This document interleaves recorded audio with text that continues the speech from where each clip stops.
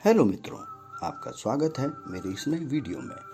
आज मैं आपको संभावित ग्राहकों की सूची के विषय में यानी प्रोस्पेक्टिंग लिस्ट के विषय में जानकारी देने वाला हूं। तो आइए शुरू करते हैं।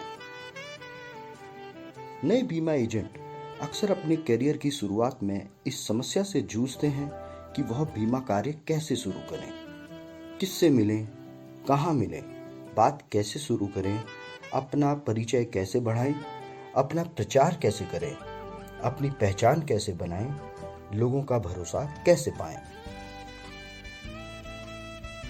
इसके साथ ही ये भी मन में प्रश्न आता है कि मेरा जन नेटवर्क क्षेत्र कितना विस्तृत है, मैं कितने लोगों को जानता हूँ, कितने लोग मुझे जानते हैं, मेरे मित्र कितने हैं, मेरे रिश्तेदार कितने हैं, मेरे कितने सहपाठी मेरे संपर्क में हैं, मेरे आस पड़ोस में कितने मेरे जानकार हैं, मेरे कितने पुराने व नए सहकर्मी हैं, मैं अक्सर कितने लोगों से पैसों का लेन देन करता हूँ।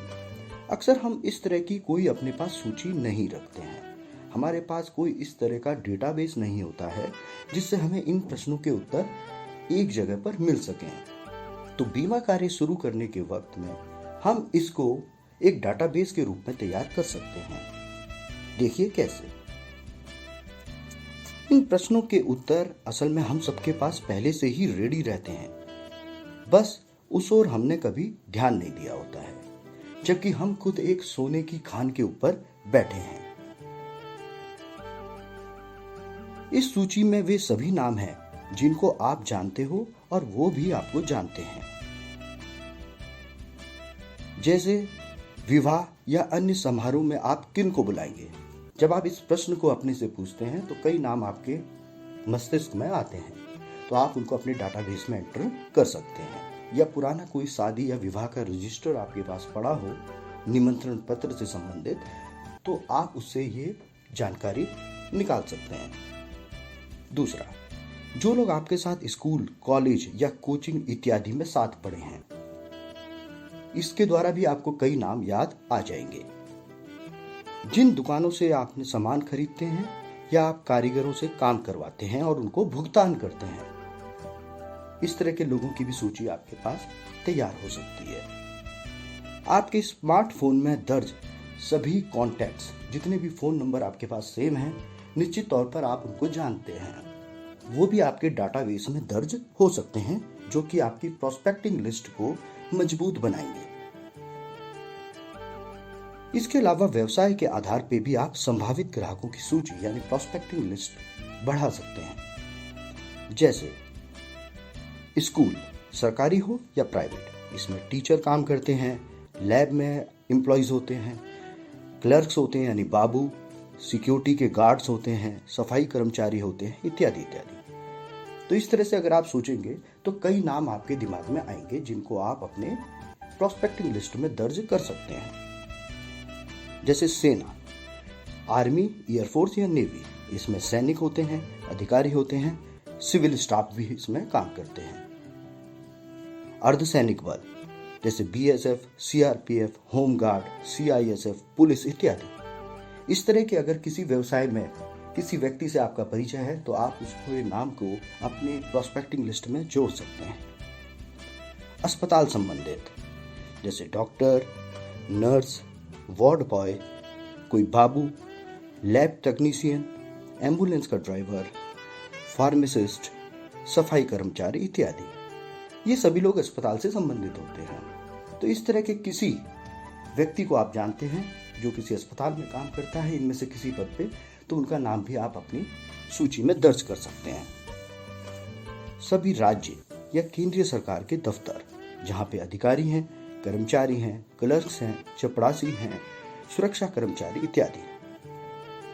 ऐसे ही अन्य सरकारी केंद्र जैसे पुलिस थाना, पुलिस चौकी, आंगनबाड़ी केंद्र, स्वास्थ्य केंद्र, पशु चिकित्सा केंद्र, ब्लॉक ऑफिस, पंचायत ऑफिस, डाकघर, सहकारी समितियां, बैंक इत्यादि। अगर आप इनमें से किसी व्यक्ति को जानते हैं जो इन संस्थाओं में काम करते हैं तो उनके नाम भी आप चुन सकते हैं। यानी प्रत्येक सूची से आप एक एक दो नाम अगर आपको मिलते रहेंगे तो आपका डाटाबेस बहुत जल्दी तैयार हो जाएगा। जो आपको आगे बीमा करने में मदद करेगा।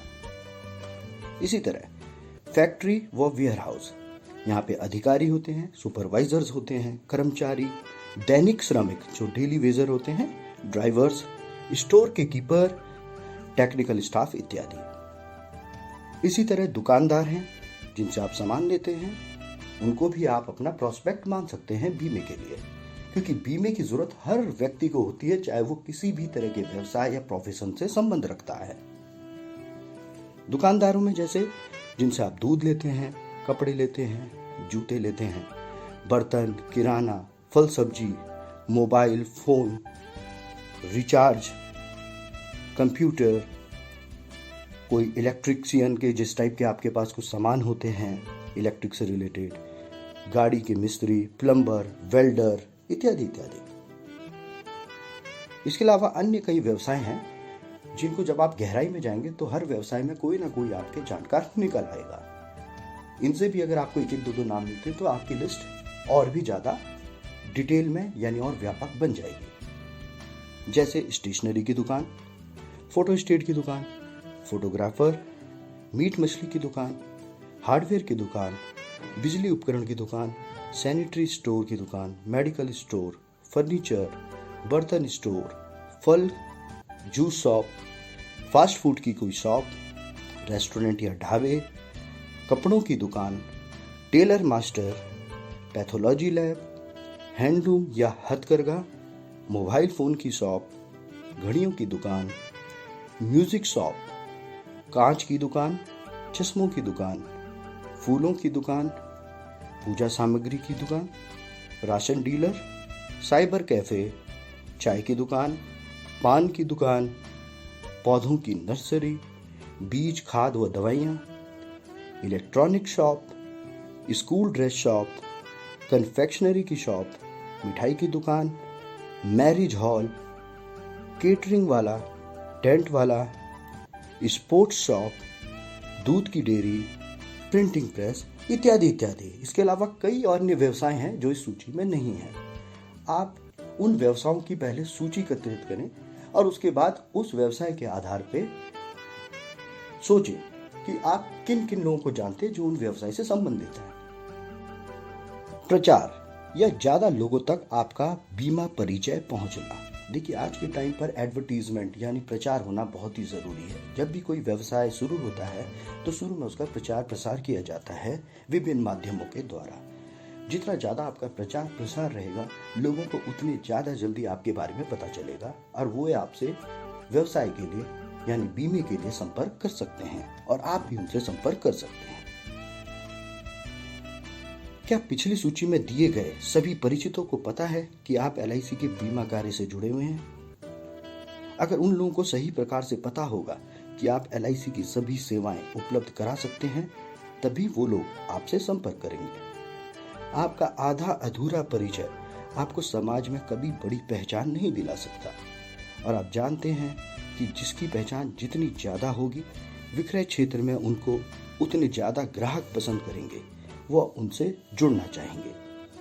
तो प्रचार पाने का बढ़िया तरीका क्या है? प्रचार के विभिन्न साधन इस प्रकार से हो सकते हैं। जैसे आपके संपर्क मित्र, यानी कई बार हमारे मित्रों के भी मित्र होते हैं, तो अगर हम अपने मित्रों के मित्रों से भी दोस्ती बनाएं तो हमारे संपर्क क्षेत्र बढ़ेगा। टेलीकॉलिंग यानी फोन के द्वारा, कॉलिंग के द्वारा भी हम नए संपर्क यानी अपना प्रचार बढ़ा सकते हैं।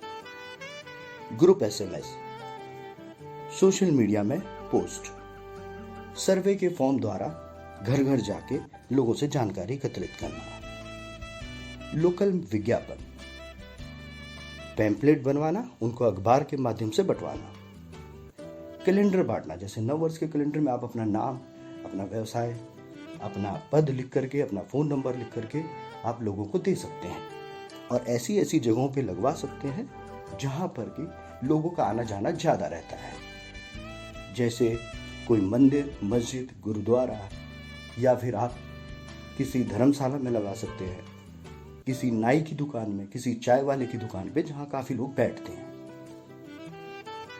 इसके अलावा आप भंडारा या जगराता भी करवा सकते हैं, वहां भी अपना आप एक फ्लेक्स लगा सकते हैं जिससे आपको लोग ज़्यादा जल्दी जान पाएंगे।